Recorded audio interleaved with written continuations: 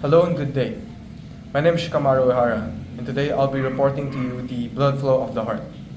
So I made a little illustration to help explain the blood flow through the heart. So the first thing that happens is the deoxygenated blood from the body, both the lower limbs as well as the upper limbs, enter through the superior vena cava as well as the inferior vena cava. Now, once the deoxygenated blood enters through those vena cavae, they enter through the right atrium. The right atrium will then depolarize, causing these AV valves to open. These AV valves are called the tricuspid valves. And now, once those valves are open, the deoxygenated blood from the right atrium will then go to the right ventricle.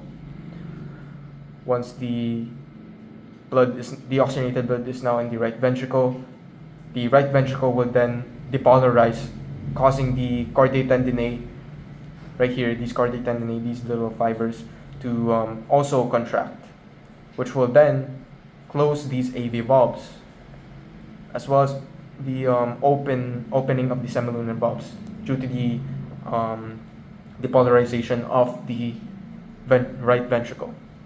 These semilunar valves are called the pulmonary semilunar valves. Once they open, the blood from the right ventricle will now go to the pulmonary trunk.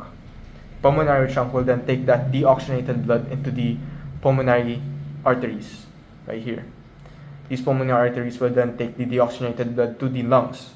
Now the lungs will then pump oxygen into the deoxygenated blood, causing them to become oxygenated blood now. And then the oxygenated blood will enter the heart through the pulmonary veins. The pulmonary veins will take the now oxygenated blood into the left atrium. The left atrium will then depolarize, causing these AV valves to once again open. These AV valves are called the mitral or bicuspid valves. These. And then now the oxygenated blood will go to the left ventricle. And then the left ventricle will then depolarize, causing the closure of these AV valves, these mitral valves, as well as the opening of the aortic semilunar valve. And then once the aortic semilunar valve opens, the now oxygenated blood will enter the aorta. Now you have the ascending aorta as well as the descending aorta.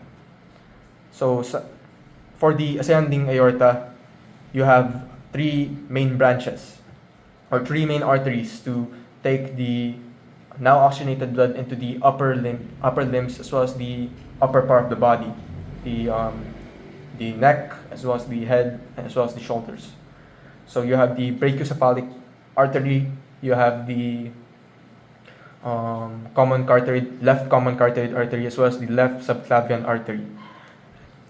And then this is called the descending aorta, which will take the oxygenated blood to the abdominopelvic region as well as the lower limbs. So it's just one main blood flow. So, ayun lang po. Thank you.